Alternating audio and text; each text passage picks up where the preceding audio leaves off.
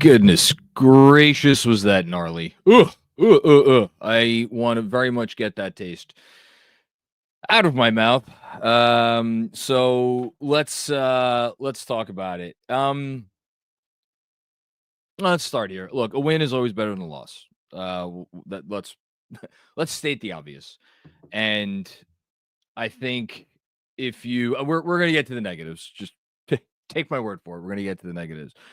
If you want to draw some positives from this one, you could look at the fact that not only did they pull out a close game on the second night of a back-to-back in the fourth quarter, but I would say they largely did it with defense.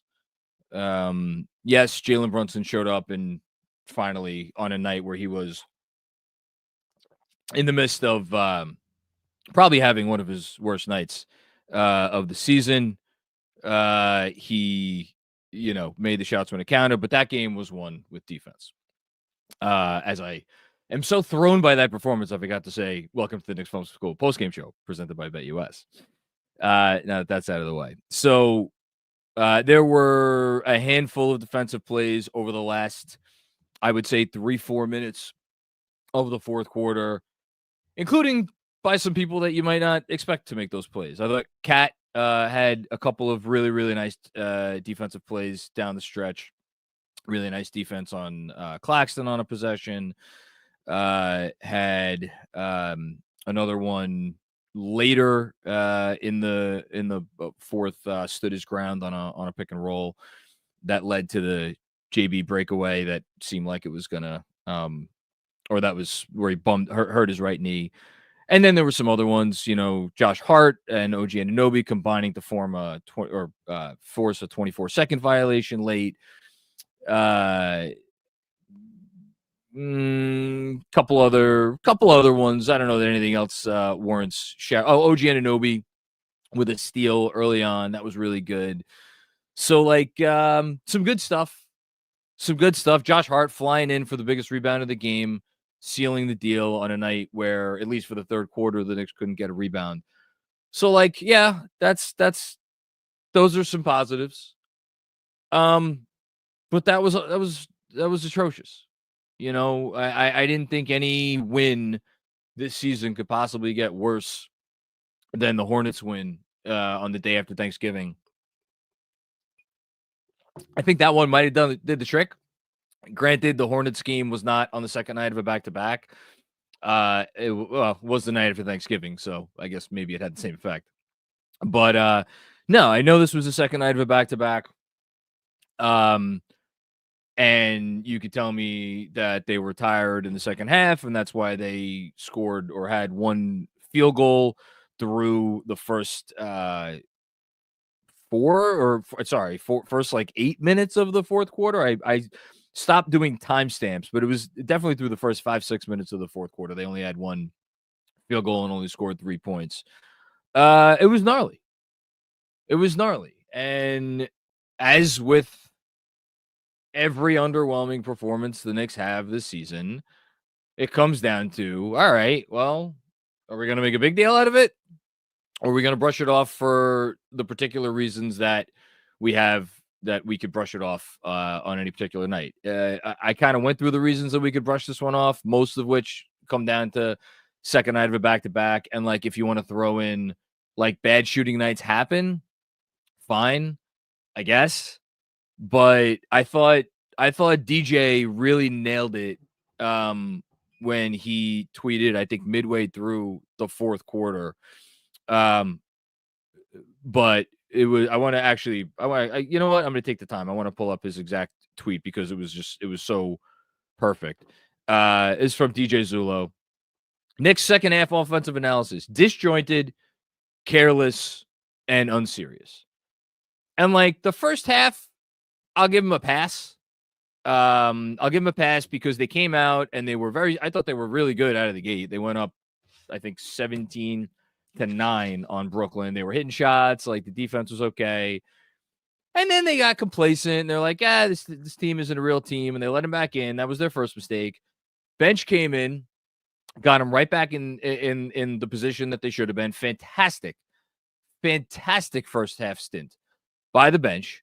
Starters came in a little bit more lollygagging. Now, not all the starters. Some of that Precious came in for Karl Anthony Towns midway through Brooklyn's burst there towards the end of the second quarter. And, man, I got to tell you, I like Precious at the 4. I never thought I'd say this. I like Precious at the 4 so much more than I like Precious at the 5, at least when Karl Anthony Towns is next to him. And those lineups this year have been really good. I thought they did some nice things tonight, and it's night and day difference, because when Precious is your 5, it's just you lack so much size. And when you're going up against a team that has some guys that could do some things offensive rebounding wise, you see it. And then give the Knicks credit. They closed the first half seriously, up 8 at the half. You figure, all right, they'll take care of business early in the third quarter, put this thing away, and then it is an offensive rebound fest for Brooklyn. I looked it up, and in case anybody missed it, I shouted it out on social media, but the Knicks have had 25 games this year, or only had 25 games this year. So almost like a little bit more than half, where they have given up more than 9 offensive rebounds in a game. Which means if my math is correct, I think they had, coming into tonight, 18 games in which they held teams for an entire game to 9 or fewer offensive rebounds. They gave up 9 offensive rebounds to the Nets in the third quarter alone. And for that reason, this thing was a game going into the fourth quarter for that reason alone, because everything else they did. I mean, the offense wasn't great in the third quarter either, but like, you did enough. You forced some turnovers, but offensive rebounds kept it a game. And look, you never want to be in any kind of a game going into the fourth quarter against a bad team. But when you're a team like the Nets are right now, where like, if you're a Nets player between now and 2 weeks from now, like, the odds you might, if you're a decent player, the odds you might get traded are pretty good. They know wins are going to be very hard to come by. This is a rivalry for all these guys. I believe that to some extent. You just don't want to give that team motivation. Now, what I will say is, the offense was not good. They were missing some shots, and like, we could call out some culprits, and I feel bad calling out this guy in particular, because he had some really a ton of impactful defensive plays tonight, and I think OG Anunoby probably has a pretty good chance. In fact, I think I would be shocked if he did not wind up getting one of my stars of the game in the newsletter tomorrow, just because of his defense and because he did actually have a decent game in terms of a scoring output. And overall, he was like, not efficient. 8 for 18 is not efficient, but his troubles around the rim at times, and his hands, shout out to my man, David Crockett, who skied it at me, like, referencing Nerlens Noel. If your hands are being brought up in the same context as Nerlens Noel's hands, that's bad. You don't want to be in that conversation. So there were some of those instances. I thought Brooklyn made a brilliant move.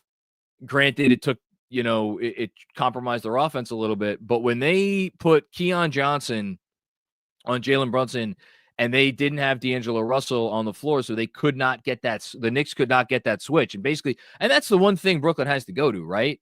Is they are able, with all of these wings that they have on their team, and like Claxton, who's a decent enough switch guy, they can go to a 5-man defensive lineup where they can pretty much switch everything, and with some real, like, dogs out there, to use an unpopular term. And that's what they did. And, that fourth quarter, typically it's Brunson time. Well, all of a sudden Brunson comes in, it can't really get anything going. And you factor in that the other big Knicks weapon, which is Karl Anthony Towns' ability to stretch the floor, for the time being, that weapon is not there. I'm not going to sit here and sound alarm bells quite yet, but Katz made only 1 3 since he came back from this thumb injury. He was 0-3 from deep tonight. I think that makes him 1 of 8 or 1 of 9, whatever, since he came back. That's an issue if it continues. I mean, is it going to be an issue until he gets that thumb? I'm assuming he needs thumb surgery in the offseason. I sure as hell hope not, because if he is not a threat from 3, then the Knicks entire offense is compromised. So that's a separate issue. But so they didn't have that to go to, and it forced Cat to put the ball on the floor a lot. I thought overall that yielded positive results. I think Cat in a really challenging situation, and I know Cat wasn't perfect on either end of the floor. Like, he was a positive force tonight. I mean, the dude finished with 25 points and 16 rebounds, to say nothing of 6 assists. I mean, it's a really nice stat line. They, with their offense stuck in the mode the way it was, I think they, like, every one of those tough drives and tough makes they got from Cat, I thought was necessary. And I got to tell you, like, I didn't think he played a bad defensive game. And really, I guess if I'm going to try to get to another positive, other than being unable to clean up the defensive glass in the third quarter, I didn't think it was a bad defensive game for the Knicks. I mean, yeah, there were a couple of breakdowns, like 3, 4, 5 breakdowns on threes.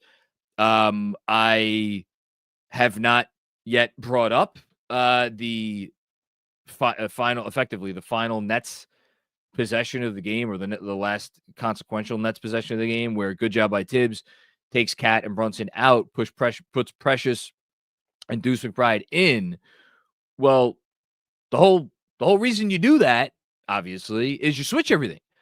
You don't want to get caught with your pants down in a high screen. And sure as shit, the Knicks, or the Nets, were able to, they got the one switch to get, I think it was Precious onto Cam, because that was not his initial matchup. But then when it was Cam and D'Lo involved in the screening action, then all of a sudden Precious sticks with D'Lo for too long, which you cannot do. D'Angelo Russell has gotten a lot of shit over the years, much of it deserved. He is still one of the absolutely best pick and roll point guards in the league, or just generally passing. He's like a great passer. He's a really good passer.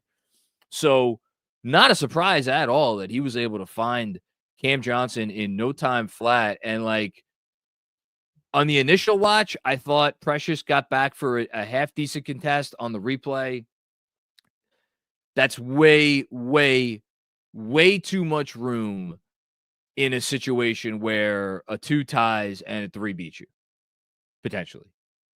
And they got lucky that shot didn't go down, and obviously Josh Hart gets the rebound. So defense not perfect, but I didn't, if we're again looking at the big picture, like, they carried over some of the aggressive defense that we saw last night versus Atlanta. I thought that was a positive. The thing that, and again, shout out to Benji Ridholtz, his grade book, and shout out to the Knicks Film School Patreon. If you're not subscribed yet, you're missing out on literally great content every day. In Benji's grade book last night, he pointed out that, look, when you play a more aggressive style of defense like that, it comes at a cost. It comes with occasionally some decent looks at the rim. It comes with some offensive rebounds that you're going to give up. Now, the offensive rebounds that the Knicks gave up in the third quarter, did I think that was a function of their more aggressive defense? I would have to go back and rewatch it, but that's just the sort of thing you're going to get when you play a more conservative defense. You may give up more threes. You don't give up as much of that other stuff. It's a choose your battle. That's the thing that I feel like sometimes we don't understand here when we talk about this stuff. Like, there is, against NBA offenses, even bad ones like the Nets, like, you are, at some point, you are picking your poison, unless you just have 5 switchable high-level defenders. But there's only, well, I was going to say there's only one Boston. There's 2. There's Boston, there's OKC. And that's why those teams are so unique, and why they are rightly the co-favorites in whatever order. But enough about them. So, again, all things considered, like the defense, thought we got some big-time defensive plays from key contributors. I mentioned OG. I mentioned Karl-Anthony Towns. I thought Hart, the defense, got better in the second half, certainly. Mikal Bridges, I thought was also, he was fine. I thought, there's a nice article that came out about him today from Chris Herring. Everybody go check that out. Chris is obviously a must read anytime he writes about anything, especially when he writes about the Knicks. But, like, yeah, I'm not going to get on him for the defense too much, but I'll say it wasn't as serious a defensive performance in the first half as it needed to be, and in particular in transition. I will pull up right now how many fast break points the Nets finished with. It may not have been that many fast break points. Yeah, it was only 17, but like 17 out of 95, and I feel like a good deal of those were in the first half where the Knicks just weren't as clean as they needed to be. Eight of those were in the first half, so I guess it was a problem in the second half too. But either way, not clean enough in transition. Little things. It's all the stuff we've been talking about all year.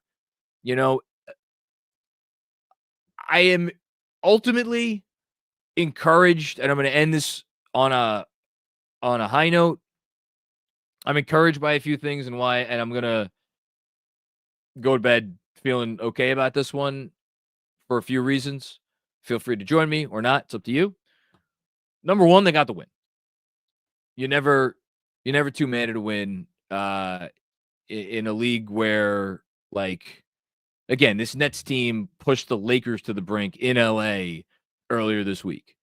I think the Lakers won by 1 point. So, like, any NBA team could win on any night. Toronto, I mean, tonight kicked the snot out of Orlando in the second half. And they got, Paolo Banchero back. And, like, you never know. You never know. So you always want the win. That's number one. Number two, this is going to come with an asterisk. Back-to-backs have been a bit of a problem for this Knicks team this year. Every back-to-back they've played, literally every back-to-back that they have played, the second night of that back-to-back, they have performed poorly in some capacity. So second night of back-to-back, I'm gonna give them a little bit of a break there. Number three, I kind of talked about it already. I thought the defense, I didn't look at tonight as like a big step back on defense. I thought about it, if anything, as like a step to the side. So that was good as well. And then, what I opened the show with. At the end of the day, close game. You got to make plays to win. Knicks at one point, they were down. Were they down by 1 in the fourth quarter? All right. You're losing on the road in the fourth quarter. You make enough plays to win. Shout out to Jalen Brunson. Certainly not his best game, but did what he needed to do to help his team cross the finish line. Just looking at the stat sheet real quick and see if there's anything else that warrants talking about. I mean, both of these teams shot atrociously. The Knicks have now. We could do this. I think they may have already done this season. I'll see if I could look it up real quick. Yeah, I should be able to look this one up real quick. So last season, I mentioned this stat a bunch of times. The Knicks won 6 games all year in which they shot 33% or worse from downtown. They came into tonight with 6 wins already, so they have now surpassed last season's win total in games where they have shot 33% or worse from deep. In such games this year, they are now 7-10. Last year, they were, I believe, 6-18 or 6-19, one of those numbers. So, this team's gotten a bit of a reputation this year as a team that can't win games in which they don't shoot well. Well, here's another game that they won in which they didn't shoot well. So, give them credit for that too. Yeah, I think that's it. 29 assists on 40 made field goals. You like that? Their one-on-one offense was bleh tonight. They got good looks and had good outcomes when they passed the ball, which you like to see. You would like to see them do it more because the fourth quarter offense, there wasn't much of that, but you live and you learn. Okay. That's enough. Let's do the Autograph signature moment of the game. Shout out to Autograph, of course. Go download the Autograph app. Use code KFS when you do. Get to see tons of exclusive content from your favorite content creators and rack up points just for doing all the things you normally do. I got a couple choices here for the Autograph signature moment of the game. Think I will go. The OG dunk that put them up 5 was really nice. I liked that. It did not ultimately seal the game. So I think I'm going to go with the Josh Hart rebound and timeout before he fell out of bounds as the autograph signature moment of the game. Let's go with that.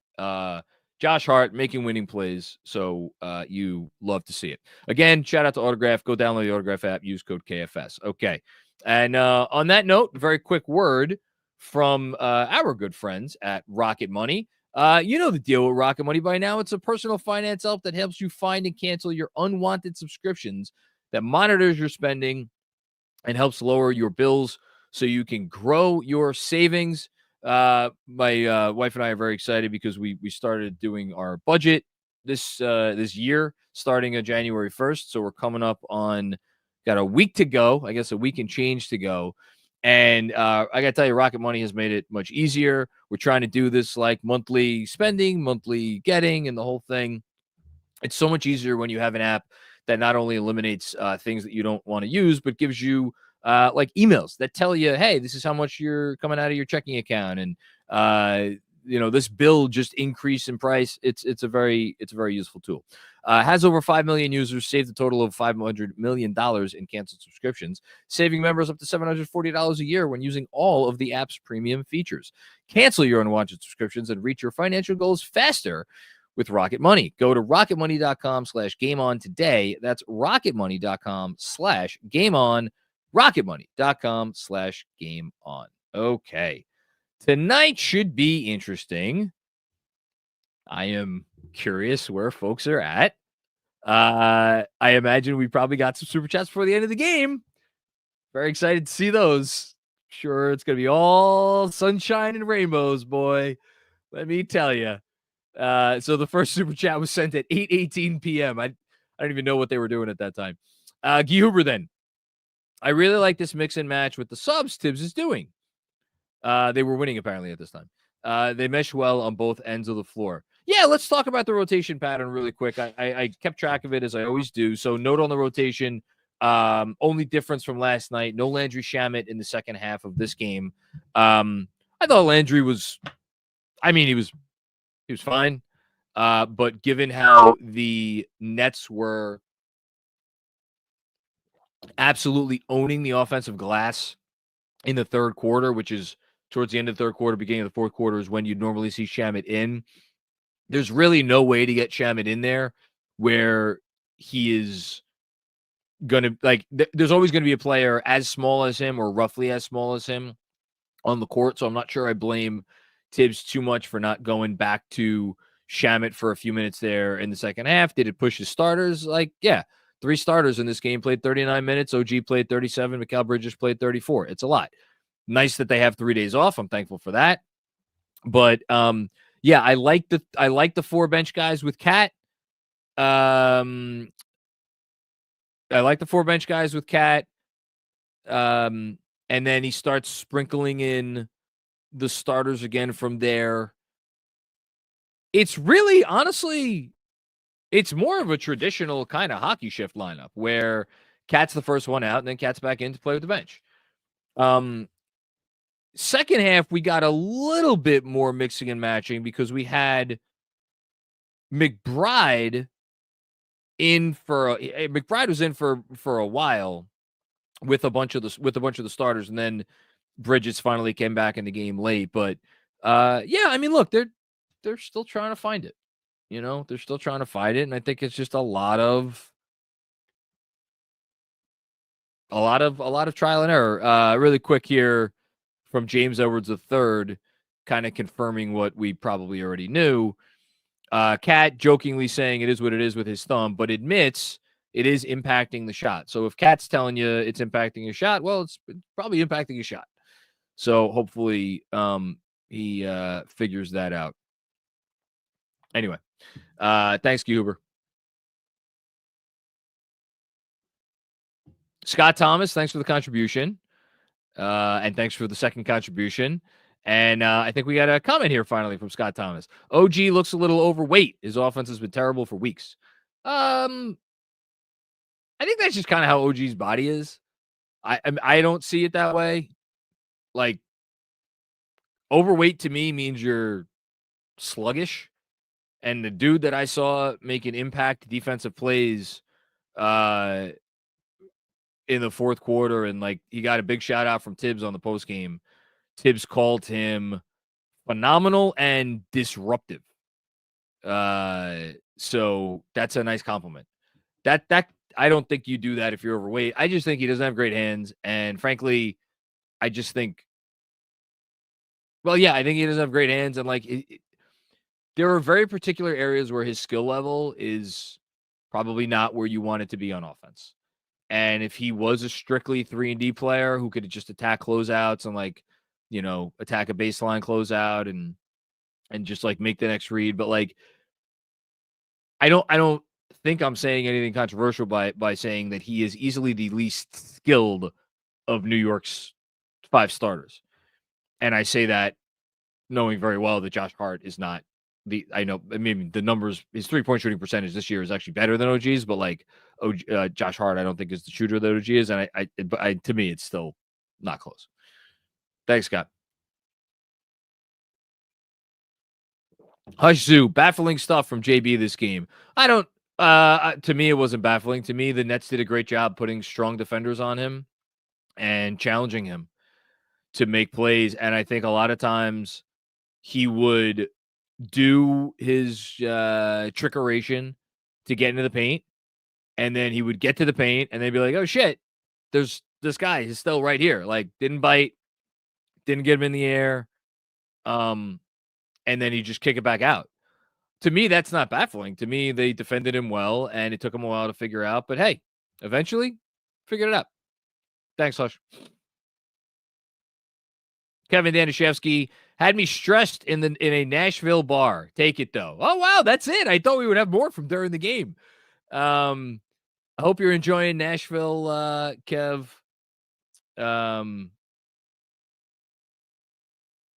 What was I just watching?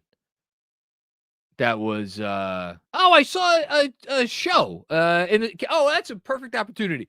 Really quick. Shout out to my buddy Jonathan Judge Russo. He's currently starring in a play at the West End Theater called Music City. It's a country music musical that takes place in Nashville. That's why I have Nashville on the brain. So if anybody's in Manhattan or wants to go to Manhattan, tickets aren't that expensive. It's a fun as hell time. Me and my wife had a blast. There's a bar right there in the little theater. You can go get drinks and have a great time. So yeah, shout out to Music City. Go if you want to go catch some good inexpensive theater with super talented performers and a really fun show. Go check that out. Thanks, Kev. Kyle Smith, what's going on? Kyle, you can tell the thumb is bothering Cat. I mean, he told us, he told us. Hopefully he gets used to it because the Knicks need the threes. Nice, gritty win. Yeah, they do. They really do. I mean, he is still a gifted offensive player, even if the threes are not falling. But I mean, you heard it on the broadcast tonight. I think it was Greg Anthony who said it, that Cat's been the second best center in the league this year. He didn't say it's second best offensive center in the league. He said the second best center in the league. And I don't think he's wrong. I really don't. I think he's been better than Anthony Davis if you factor everything in. I think he's been better than I don't even know who else you'd frankly put in that conversation. Probably just say, I mean, if you count Wemby as a center, I mean, but I don't, Wemby's a Wemby.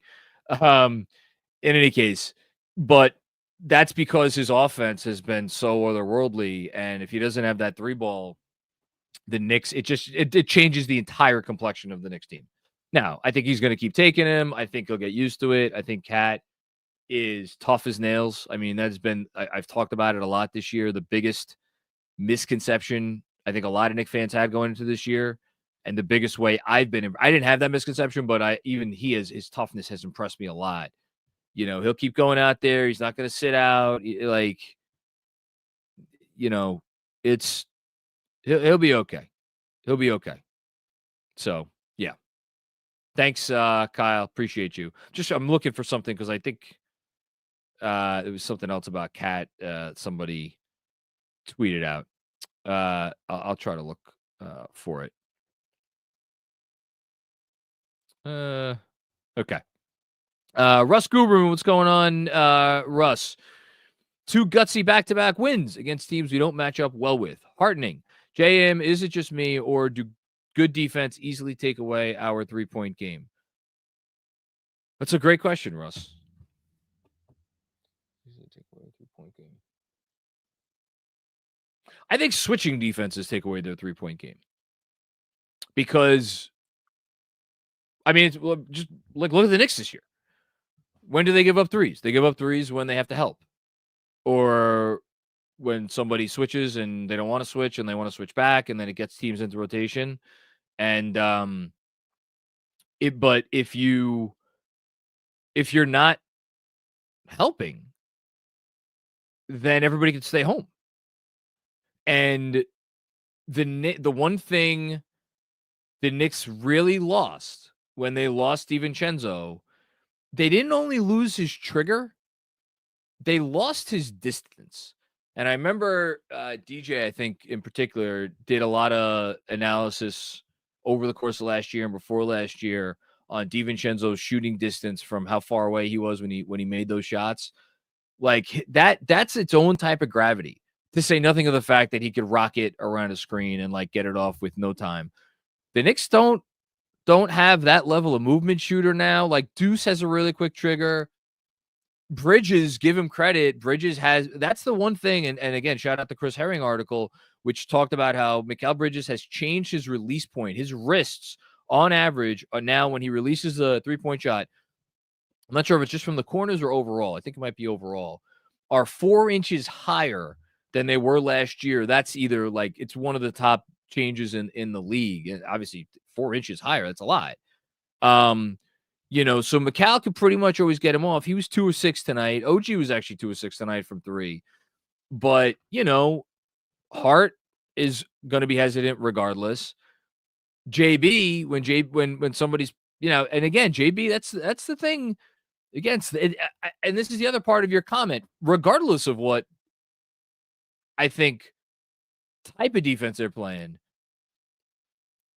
When defense, some teams, I think out there, when the defense is tough, they'll just start jacking up threes. Now, I don't love that because a lot of those threes are like, I feel like that's not a great look.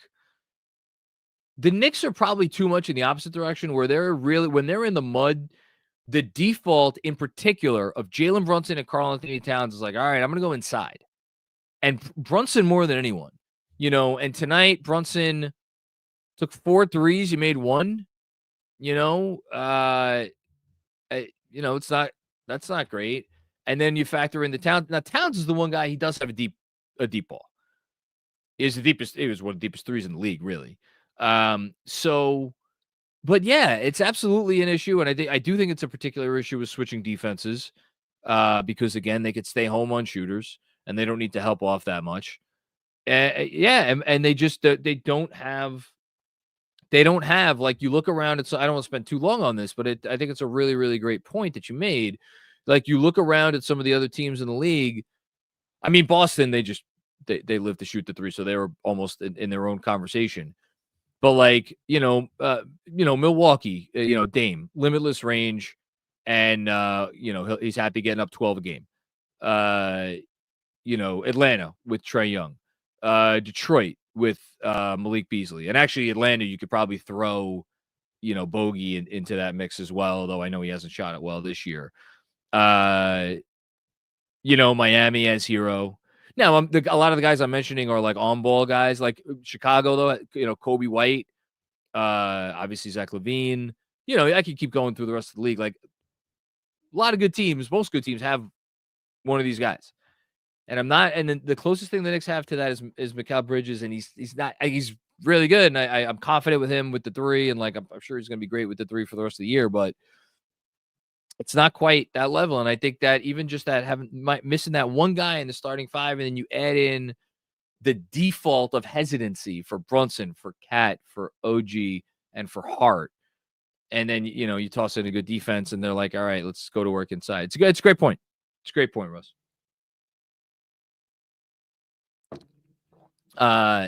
CEA 827. 1 for 9 from 3 in the second half against the Nets. The lack of quality 3 attempts and inability to knock them down is glaring to me over the last 2-3 months.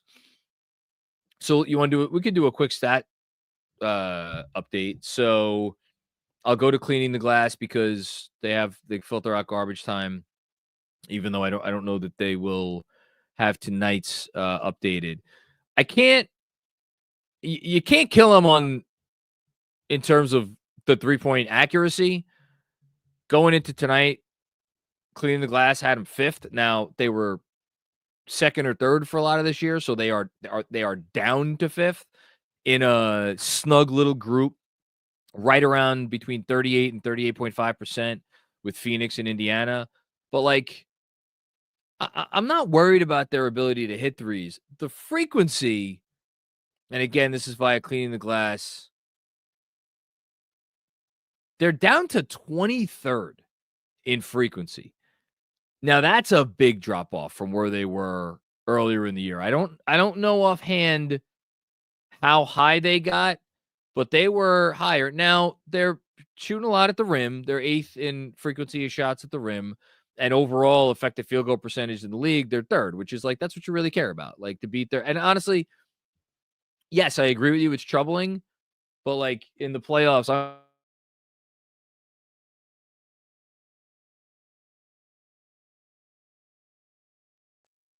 sorry, I think I went out there for a second. Being able to hit mid-rangers in the playoffs is a good thing. So again, 3rd in effective field goal percentage, even though they're down where they are in threes. I don't think that that's terrible, especially given their 3-point percentage and the fact that, again, they're getting good shots at the rim, and and that's all good. It's an issue. They have to get better. They absolutely need to get better. But something to work on moving forward. And I don't have a great answer, by the way, as to how. I think there just needs to be maybe a little bit more willingness on the parts of their shooters, but that's easier said than done. Cab Ian, not an inspiring win on its own, but it's progress. Yeah, you take it all, I think. The team's, the team's 29-16 after 45 games. They're on they've won 64.4% of their games.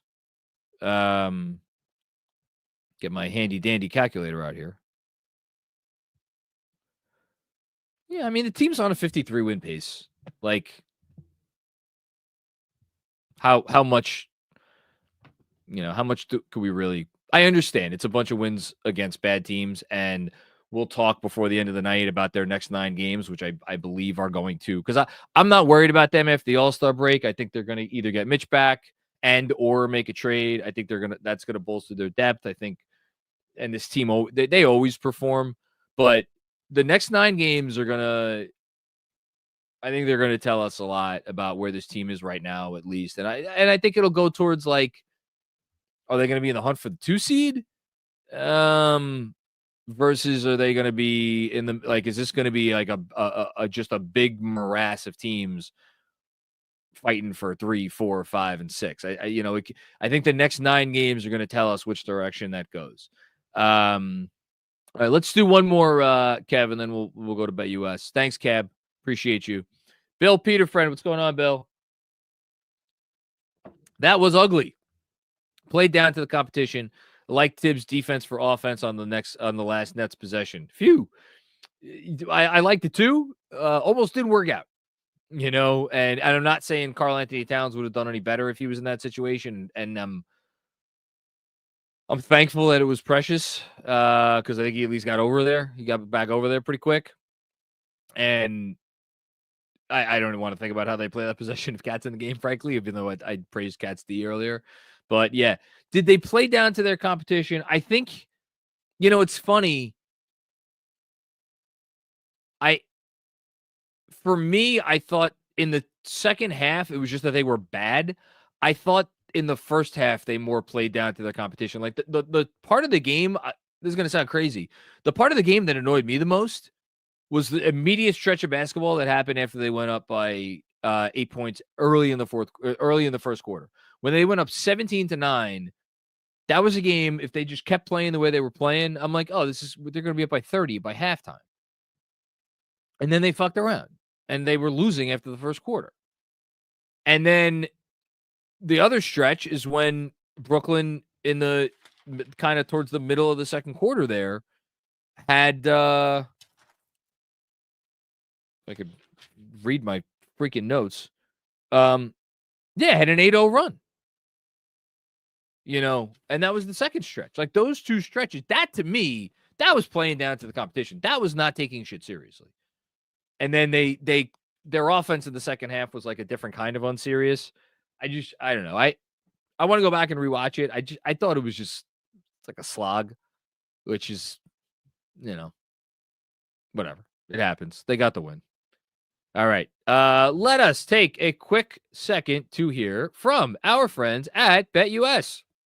So you've been hearing me read about BetUS for a while. Well, now we got a new ad read. I'm excited about that. You can discover BetUS Casino Playground. If you're a slots enthusiast, BetUS got the games to raise your pulse. Test your skills with timeless classics, explore the newest, hottest slots, and feel that casino buzz with BetUS live dealer tables. Sign up now and get 200% sign-up bonus up to $5,000. Woo-wee! And 250% crypto sign-up bonus up to $5,000. Get ready for a rush with the BetUS Casino. Generous promotions and tournaments make every play even more rewarding. Sign up now and experience the difference. Get your bonus 200% sign up to $5,000 and 250% crypto sign up bonus up to $5,000. Spin your way to massive jackpots with BetUS Casino and the amazing deals that they offer. Again, 200% up to $5,000, 250% crypto up to $5,000. Look, they have a casino now, which is great. So if you like casinos, take advantage of this deal. Just remember, gambling involves risk. Only gamble with funds that you can afford to lose. All forms of betting carry financial risk, and it is down to you, the individual, to make bets with or without the assistance of the information provided. But go take advantage of that bonus. That's a big bonus money. If you like the slots, who likes the slots? My wife. She would go and sit there all day, and not even like real slots. Not like quarter slots or like dollar slots or anything. She would go she'd sit there at penny slots, maybe nickel slots. And she'd be very content for a while. And not only because her children wouldn't be there, although my wife is much more amenable to having her children around than I am. So shout out to her for that. And shout out to BetUS. The code is YouTube150, by the way. I don't know if I said that or if I was supposed to say that, but that's the code. Okay, let's keep it going. Love those slots. Anthony Sixto, schedule into the All-Star break is tough, but tons of home games. Going to need dues to find the offense from the first 2 months. We will learn a lot in this stretch. So Deuce McBride tonight. I've been keeping track of his minutes in particular because Tibbs has been keeping him around 19 a game, 19, 20s, or 18 tonight. Hit a 3. That was nice, but I thought it wasn't worrisome. I think he's still working his way back. But when they had Brunson on the bench at the start of the fourth quarter, there was I think it was the first Knicks offensive possession of the fourth quarter. Yeah, it was, where Deuce just like he was trying to work a 2-man game with Cat and it wasn't there, and the ball just ended up in Deuce's hands. And for the last 6-7 seconds of the possession, maybe not that quite that long, but enough time, and he just couldn't do anything with it. And it ended up being a shot clock violation. Like, a lot of Deuce fans out there, that's one of those moments where it's like, okay, this is your time. Like, you got to get a decent shot off there. It's an end the clock situation. Like that, those are the kind of possessions that separate the men from the boys. I'm not worried about Deuce. Deuce is going to be fine. He is an incredibly hard worker, and he's also a really good basketball player. As far as the stretch going into the All-Star break, might as well take a second to talk about that right now. So here are your next 9 games. And shout out again, my third shout out of this, but it was a really good article. The Chris Herring piece on Mikal Bridges that went up today. I believe in the piece, now I'm worried I'm going to put words in his mouth that he didn't say. I believe he said in the article that the Knicks were 12-13 in games against over 500 or teams that were at least 500 this season. Hold on. I've filibustered for this long, so I might as well keep it going. Yeah. 12-13 against teams at 500 or better. So basically, if you're a mediocre team or better, the Knicks have a losing record against you. Here are their next bunch of games. And I'll give you the record of the teams that they're playing in these games also. So we're all on the same page. So we got Sacramento coming up on Saturday. They are 2 games over 500. You got Memphis, they're third in the Western Conference at 28-15. So they're over 500. Denver is playing right now against Philadelphia. Denver's 26-16. They've been coming on really strong, and boy, do they owe the Knicks one. And I'm sure their coach is going to remind them that they owe the Knicks one. So they're over 500. That's 3 teams. The Lakers, despite having a negative 2.6 point differential on a per game basis, are somehow 4 games over 500, but they are 4 games over 500, engaged in a early battle with Washington. So that's 4. You got the Houston Rockets, second best team in the West, 28-14. The Knicks owe them one. So that's 5 teams that are over 500. Toronto, 11-32. But here's the thing about the Toronto game. It's on the road, and it's the second night of a back-to-back. So let's hope the Raptors lean into some tankeration for that one. Then you got Boston, needless to say, that they are over 500. Although the Boston game comes after 3 consecutive days off, much like the Sacramento game. Then they got 2 more days off. Then they go on the road to Indiana. Indiana, they talk about a team that has quietly put it very much together, 8-2 in their last 10. They are 5 games over 500. The Hawks, 2 games over 500. Maybe they'll fall below, but, as of now, they're over 500. So that is 8 of these 9 games are against teams that are over 500. The one team that's below, it's the second night of a back-to-back on the road. And you got 7 of these games at home. So what's a good record in this stretch? Are we signing for? I mean, I tell you right now, I'd sign for 6-3 in a heartbeat. Figure if you're giving them the Toronto game, which I don't know that we should do, then it's what 5-3 against the other teams. I mean, honestly, would I be crying if they went 5-4 over these next 9 going into the All-Star break? Probably not. Go into the that would put them with a record of 34-20 going into the All-Star break, which is like, and then you figure last 28 games, do what this team we know is capable of doing, finish strong, get your 51, 52 wins, 53 wins, 54 wins, whatever it is. But we'll see. But the stretch is going to tell us a lot. Thanks, Anthony. Mecky, what's going on, Mecky? How are you, my friend? I'm glad we all get a mini vacation from this piece. Man, I know Knicks fans have different reactions when they are without Knicks basketball.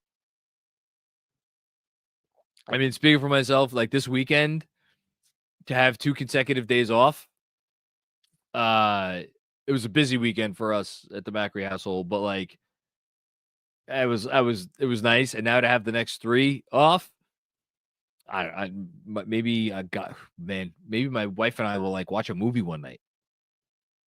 That's what a foreign concept. I don't know if we're going to be able to sneak away from the kids, especially now that we got a dog. So that's an additional thing. But yeah, I don't mind the 3 days off, and I'm sure the Knicks don't mind either. Thanks, Mickey. Appreciate you. Appreciate always your generous contributions. Very kind of you. OG team, big game tonight defensively from your boy. Can you explain to me why Tibbs didn't go back to the bench with Cat at the 5 in the second half? They gave us a cushion lead the first time. He did, kind of. They had in the second half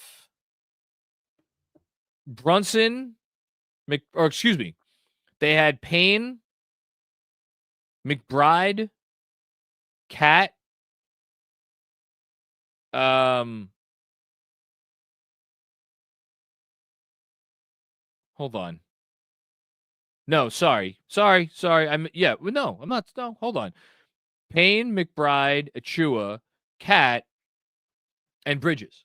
So the only difference was instead of Shamet, you had Bridges in there. So I can probably look, and so you're gonna go crazy over the fact that it was McBride instead of Shamet. I'm again, given the issues that they had with the offensive rebounding, I personally am not gonna go crazy about that. But just so we're all on the same page. So that lineup, let's see here. That lineup, let's see. So Payne entered the game for Brunson when the Knicks were up 84-75 with 20 seconds left in the third quarter. And then that lineup stayed on the floor. So they were up by 9 points. When they made their first sub, so OG entered the game for McBride. Again, think about the offensive rebounding issues they were having. That was 45 seconds into the fourth quarter. And then the next sub was Hart entering for Achua and Brunson entering for Cameron Payne. When Brunson finally entered for Cameron Payne. Well, here's what you need to know. The Knicks did not score. Oh, excuse me. They scored 1 point on a Karl-Anthony Towns free throw when Brunson was out of the game. Now, they had a couple other guys come in, but I don't know. For me, the brand of defense that the Nets were playing, they were really taking it to the Knicks. I did not love what I saw with Cam Payne and Deuce McBride running the show there. That's me. Just because something works in one half doesn't necessarily mean it's going to work in the next half. Is that why the game was closer than it should have been? For me, no. So they just, they couldn't generate a good shot. It's not even that they couldn't score during that time. They couldn't generate a good shot. Thanks, OG. That's my best explanation I got. Javier Montalvo, what's going on, Javier? Bad night to stop drinking, John. Oh well. Yeah, I only poured myself a couple fingers worth tonight. What did I pour tonight? I think I went with the Elijah Craig small batch. It's very good, but kudos to you, man. I hope to get to that point at some point in life. Robert W. Cross. Hey, Robert, how are you? This is a very generous contribution from you. Why, thank you, sir. First time, long time at your boy, John. Congratulations to KFS for 10,000 newsletter subscribers. I am often agitated, occasionally happy to be one of them. Keep up the good work, and maybe the Eastern Conference Finals party bus will be in our future. Hashtag 53 wins. Well, you heard me say before, they're on pace for 53 wins, so you got that going for you. If this team makes the Eastern Conference Finals, I think they deserve a party bus. Because for me, it would be a more impressive accomplishment than either of the last 2 years when they didn't make it, but they lost to the Heat and then they lost to that Pacers team. If they make the Eastern Conference Finals this year, they're going to have to beat a heavy hitter. Whether I'm assuming it's going to be Boston, but who knows? Maybe they fall down at the 4. They have to beat this Cleveland team in the second round. I don't know. Either way, they will have earned it. I appreciate the shout out. I don't usually self-promote, but the Knicks Film School newsletter, and I should just take a quick second, very briefly, to shout out Jeffrey Ballone, who I should have texted when we crossed this barrier, and it's been a day. But Jeffrey Ballone, who runs Mets Fix now, fantastic Mets newsletter. He originally started the Knicks Film School newsletter back in, my goodness, I could actually look this up. If I had half a brain, I would. He started the Knicks Film School newsletter way back in 2018. Let's see here. No, excuse me. March of 2019. And because JB was such a phenomenon on Twitter at that time with everybody's favorite Ron Baker account and Frank Ntilikina account, generated over 1,000 subscribers in the first day he launched the damn thing. And it was up to around 2,500 subs, free subs, because this is before we were paid. When Jeff, after the summer of 2019, Jeff was like, "Yeah, I don't really want to do this anymore. You can have it if you want." And so to increase the subscriber base, fourfold or threefold. I don't know what.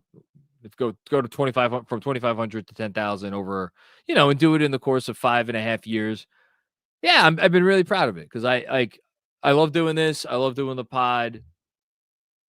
All that's great, but the newsletter is my passion. It's always been, I've loved the challenge, and every day I write that thing, it's a challenge in a different way to try to capture where this team's at and to like there's so much great written content out there and so much great analysis. So yeah, that means a lot, Robert. I appreciate you for saying that. And yeah, if anybody wants to get in on the action, you can subscribe for free. Still send out a free newsletter every Monday, with the occasional free one on top of that. Or if you want to get in for like the price of a Brooklyn latte per month, you could get the newsletter 5 days a week. And I've been pretty consistent actually sending out weekend newsletters on certainly games where they have a Friday game. So it's like 5.5 days a week. So if you want to get in on that, Knicks Film School on Substack, just Google it and it'll come up. And appreciate you, man. Jude Sanan. Thank you, Jude, for the contribution. The struggles from the last couple of weeks have made it hard for me to enjoy the Sixers shit show and the Riley Jimmy saga, but a win is a win, and we need wins. Also worried about the Towns thumb and the jump shot. Yeah, we talked about the Towns thing. You know what? If this game, and I should have said this at the top, if this game had happened and the Hawks game from last night had not, I'd probably have a very different tenor, and already I was a little negative, maybe more than a little negative. The fact that we saw them win that Hawks game and the way they did, that gave me such a jolt of confidence about this team and what they could be when they're really getting after it. I still think they, like, offensively, there's something a little bit off, and offensively something's been maybe a little off with them for a little while. Other than the Bucks game, you haven't really sensed that their offense has been top notch for a while now. And yet we'll do our annual, or not annual, our nightly check-in, despite the fact that it seems like they've been a little off for a while now. They still have the third best offense in the league with a healthy margin over number 4. They're right there with number 2, Boston. And the defensive rating, well, that improved tonight. They're up to 14th. So there you go. Actually tied with the Pistons, who are also 112.9. But things are okay. Thanks, Jude. Yeah, Kev, we could do T Squared. Okay. So, you know about T Squared Social, obviously. Go visit them at tsquaredsocial.com. For information on everything they have to offer: club memberships, trivia nights, sports leagues, much more. You could go to T Squared, of course, on 42nd Street and Grand Central, or just down the block from Grand Central Station, and tell them KFS sent you. You get free beer, and very excited, especially now that they won this game. Going to be recording a special segment tomorrow in which we will preview some of the giveaways and some of the stuff that we're going to have going on for our 1-year T Squared anniversary party for the Laker game coming up, not this weekend, the following weekend, That's a Saturday night game. Again, Knicks Lakers. Be there or be T squared for our next watch party. Okay, let's do the scoreboard. All right, here we go. Speaking of those Heat, they lost 116 to 107 at home to the previously 14-win Portland Trailblazers, but that does not tell the whole story. The Heat at one point in this game were down by 27 points, and that was after scoring 38 points and taking a 4-point lead at the end of the first quarter. You want to talk about a dead team walk-in? The Heat are now down to 500.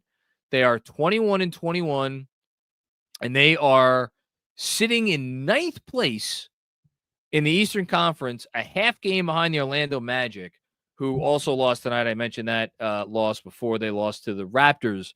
They have been struggling of late. The return of Paolo hasn't exactly helped them. They've lost 4 in a row, 3-7 in their last bunch of games. They really miss Franz Wagner.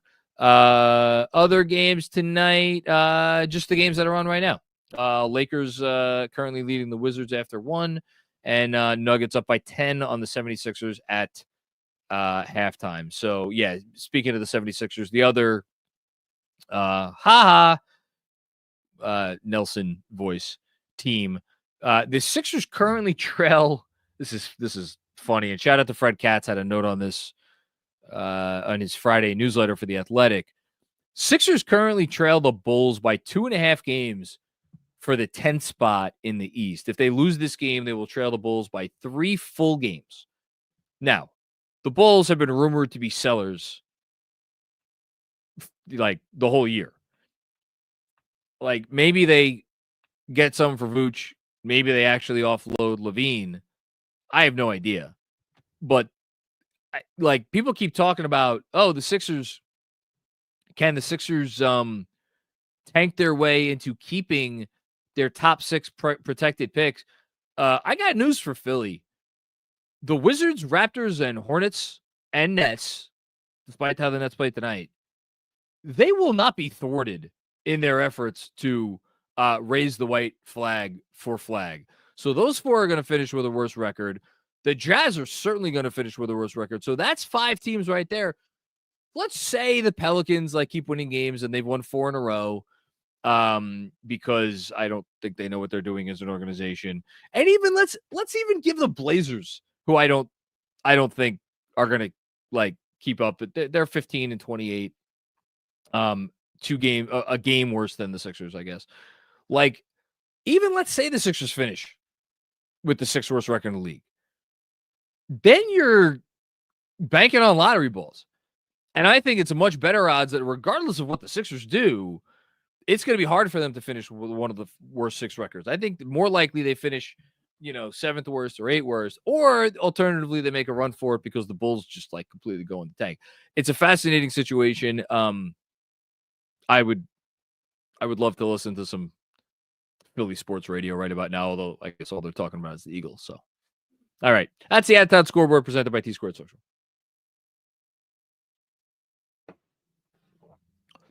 Okay. Home stretch. Brandon Kohler, incredible prep for the postseason. Not because of the Nets, but name me 3 things more pressure-inducing than playing in front of Sydney Sweeney. Excuse me.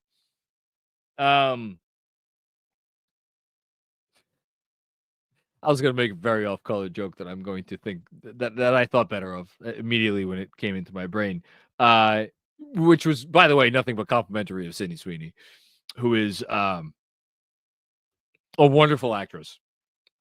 And I look forward to everything that she does in her career moving forward. And that is all I am going to say about that. And we move on to the next Super Chat. Andrew Claudio. Hello, Andrew. I get it. Wasn't pretty, downright ugly at times. However, that should not stop you from taking 10 seconds to laugh at those effing losers. Do we have any more games against Brooklyn this season before I do this? Hold on. You know me, obviously. You know me. I'm laughing on the inside. How about that? I'm laughing on the inside. Listen, man, Nets, like, great tanking loss tonight. Great tanking loss from them. They got a real coach who's going to lead them moving forward. I don't know that anybody on their roster is a foundational player. I am utterly fascinated to see what happens with the Cam Thomas situation this summer and, like, what that restricted free agency looks like. Oh, wait, hold on. I spoke too soon. Come on. My goodness. It is this simple. The Nets lost tonight. Therefore,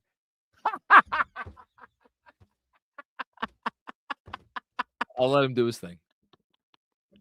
Hey, John. Do you remember? Yes. Okay. Do you remember when they had Kevin Durant and Kyrie Irving and James Harden and they didn't win anything?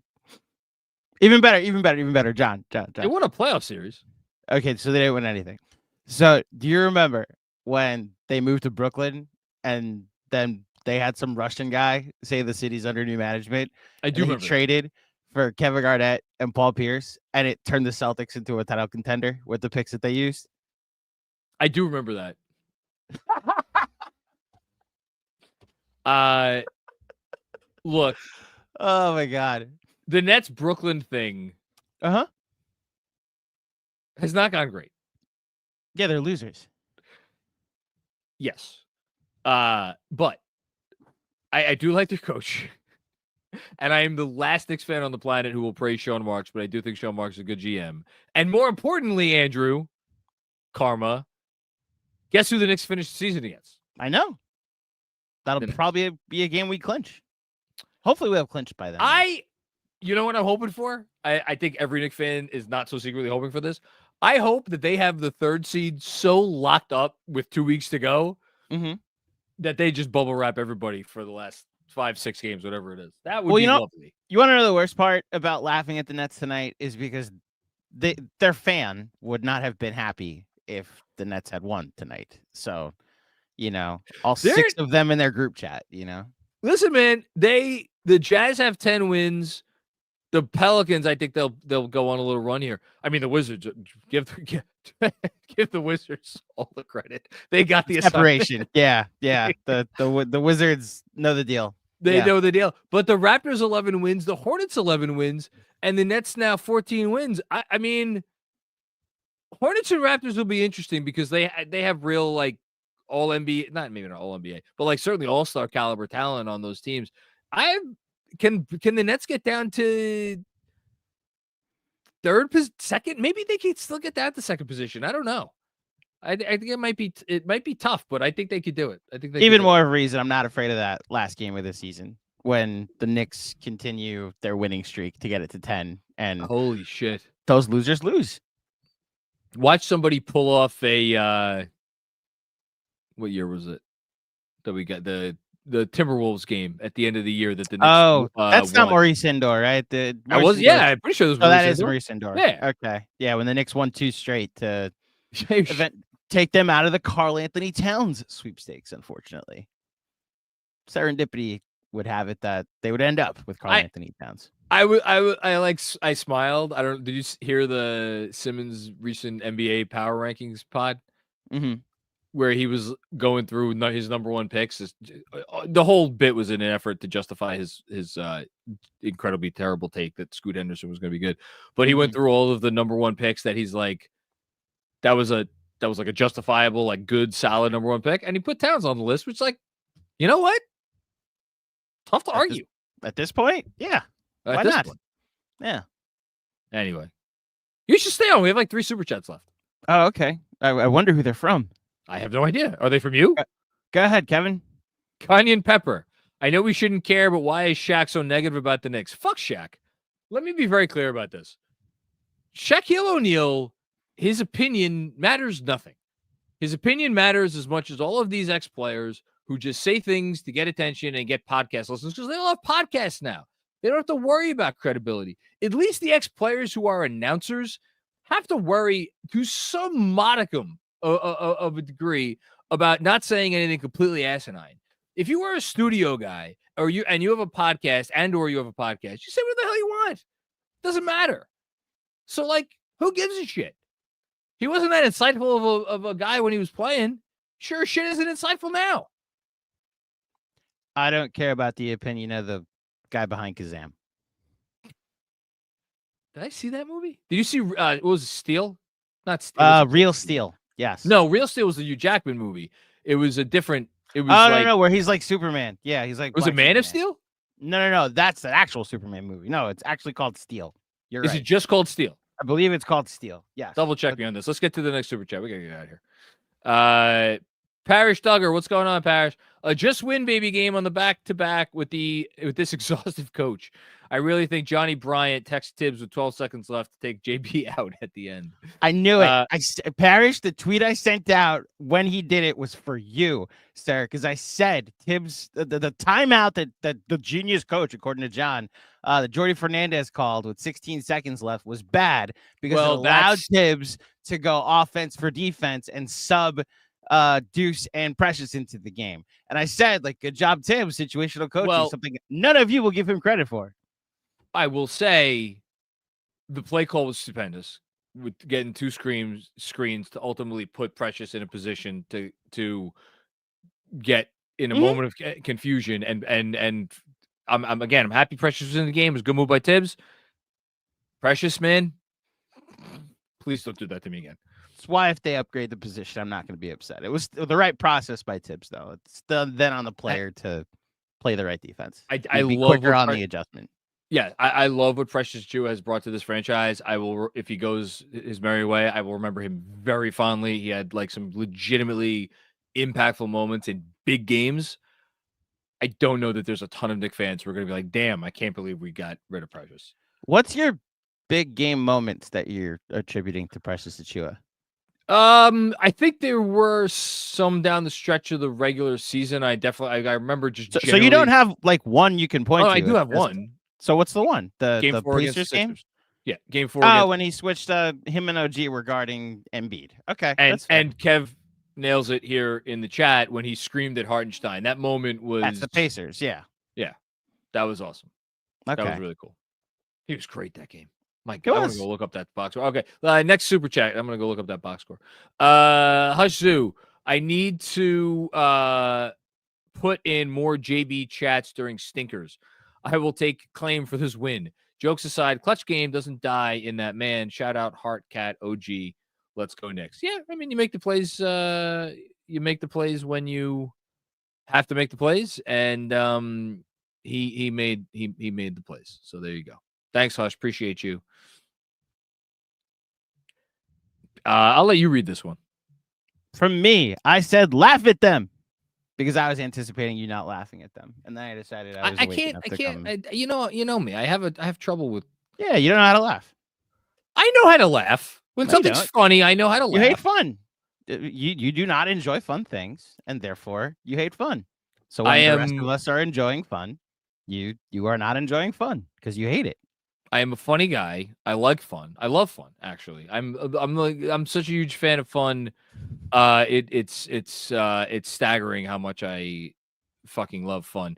From January 30th of last year to February 22nd of last year, first game after the All-Star break, 9-game stretch, Precious averaged 15 points, 11 rebounds, 1.6 blocks, 1.2 steals, 55% from the field. And the Pacers game that you were referencing with the scream, 16 rebounds, including 8 on the offensive glass.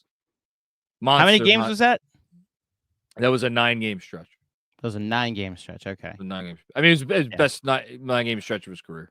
Yeah. And he averaged 41 minutes a game. Well, that's what I remember from it, is that the Knicks are extremely shorthanded, and it's that 39-game stretch that the Knicks went 19-20 after Julius and OG went down, and Tibbs was determined to make Precious at the 4 work.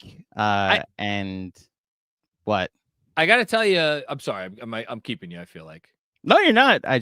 I'm ready for the defensive of Precious at the 4 to now make its way. With Cat, it's fine. Cat's a floor spacer. Cat's basically a wing. Yeah. Yeah. I wish Josh Hart wasn't the 3 in those lineups, but again, I don't hate it because then he can guard the center. He hasn't.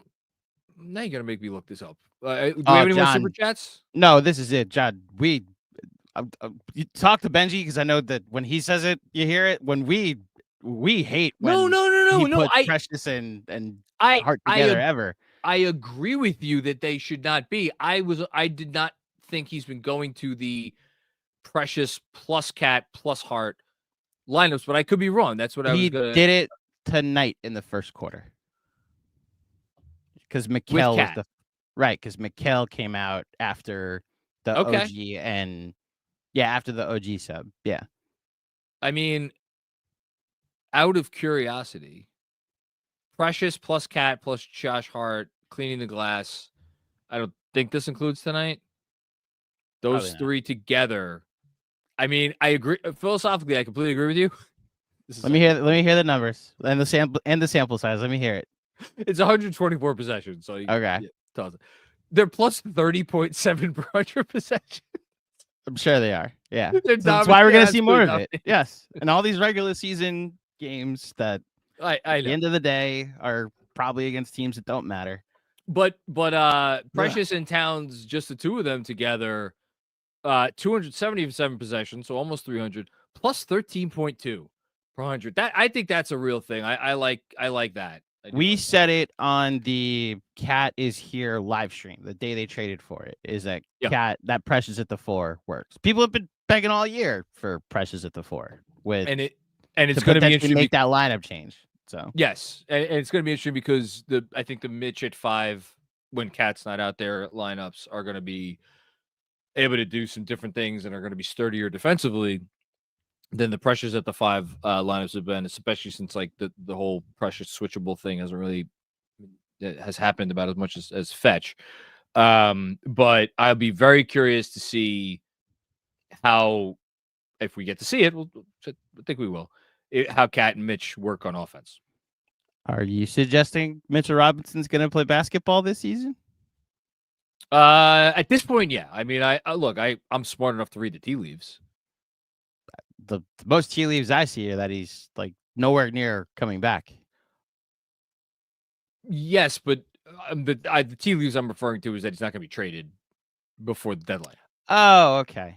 No, but he has no value. Okay. I think there's more of a shutdown for the season thing that could happen than like comes back and helps thing. Now, look, I'm all for it. If he comes back like last year and gives us a month in March into April and I can have some confidence in my backup center, then I'm all for it. But before I let you go and before we sign off, can you give me 30 seconds? What's up with the Mets? Alonso's it's done. I know that. It's not done. I will say that. He hasn't signed anywhere else, but the Mets put out there through Andy Martino and multiple sources that they're pivoting to Plan B. Plan B hasn't happened yet, though. Yeah, so that's what I was asking you. What's Plan B? They haven't. They signed a DH, and Pete's not a DH. They signed a reliever. That Pete's not a reliever. The other teams, I think they're playing hardball with Pete and saying, like, if you want to go find a better offer, go ahead. Here's our offer. Is this like a Julius Randle situation? Is there like no market for him? Worse, because someone will pay Julius Randle. Not like the max contract he wants or like maybe even the $30 million he's due this year. But Pete's looking at maybe a 1-year deal, make good. And so let me ask a super question. Why? So I feel bad. His value, his value is in his power, and his power is down. Now, I will say, per league average, he's actually like one of the better power hitters still in the sport. But I said going into the offseason, if you're going to move on from him, I will understand. Please let it be a clear upgrade. The plan can't be like Brett Beatty is your opening day third baseman. Listen, you could be Brett Beatty, and I wouldn't know. But like, you can't have like Brett Beatty was a third baseman on opening day last year, and he eventually lost his job and spent most of the year in AAA. It can't be like we're gonna give him another try because we didn't want to pay Pete Alonso. I got you. It's at the price point now. We're paying for a year. Like, give him the deal, a 2-year deal with an opt-out, and then let him go test free agency again. Like, make this another walk year. Okay. That's where I'm at. But I also will understand if they move on from him to upgrade. It just can't be a step backwards because we have because of principle, you know. So we'll see. He also is screwed because he has no market whatsoever. There's not like well, I'm gonna go to blank. No, nobody's like, all right, Pete, the Mets said no, come to us, you know. That's, man, baseball's funny, man. I'll never baseball free agencies. I've never fully wrapped my head around it, but anyway, plug Mets Therapy before we get out of here. Mets Therapy. It's a podcast and a TikTok and a Instagram and a Twitter page and a YouTube channel. Follow it, subscribe to it. Are you doing this because I'm wearing Mets stuff? I appreciate it. Yes, thank you very much. And it's actually on my mind because I feel like there's been a lot of baseball talk with the Hall of Fame and everything, and I'm just curious what's going to happen. There's also the fact that even if the Mets signed Pete Alonso, the Dodgers have created like the ultimate baseball dream team, which is going to be hilarious when they lose to like the Reds in the first round because baseball's stupid. We should all hope for that. All right, go subscribe to and follow Mets Therapies for Andrew's exceptional takes on the Mets. And anybody left? Yes. You do that sign off. Don't sign off all the way yet. I got to show everybody something. Okay. Thanks for tuning into the Knicks Film School postgame show, presented by our friends, of course, at BetUS. Like the video if you enjoy what you see here. Certainly subscribe to this channel, and if you're listening to the podcast feed, go ahead, give us a nice rating or a nice review. We appreciate all that wonderful stuff. And as I've been plugging, I'll keep plugging away. If you subscribe to the Knicks Film School Patreon and join our Brunson tier for, again, it's less than the price of a sandwich. It's going to cost you per month. You're getting really big content at this point on like a daily basis almost, or like 5 days a week pretty much. And it's the best analysis you're going to find on anywhere on any basketball team. The fact that it's about the Knicks is even better. And so do that. Yes, Andrew, before we go, what do you have? I see my man Armand in the chat, Armand Berdnage, who is still accepting that this guy no longer plays for his baseball team. Is he a Yankee fan, Armand? Gigantic Yankee fan. Oh, that's still not accepted that somebody got left at the altar. Don't worry, Armand. Look, it's pinstripes. Look, there are stripes. I know they're not Navy, but they still matter and are worth $765 million. That is such a shame for Armand and all the wonderful Yankee fans out there. Okay. Thank you, Andrew, for coming on to laugh at the Nets. And the Yankees, apparently. And the Yankees. Thanks to Kevin for producing this one. And thanks to everybody for a wonderful Knicks Film School postgame show. I'm feeling a lot more spunk than I was an hour and a half ago. So thank you for that. We will talk to you guys soon and more funny games before you know it. Peace out.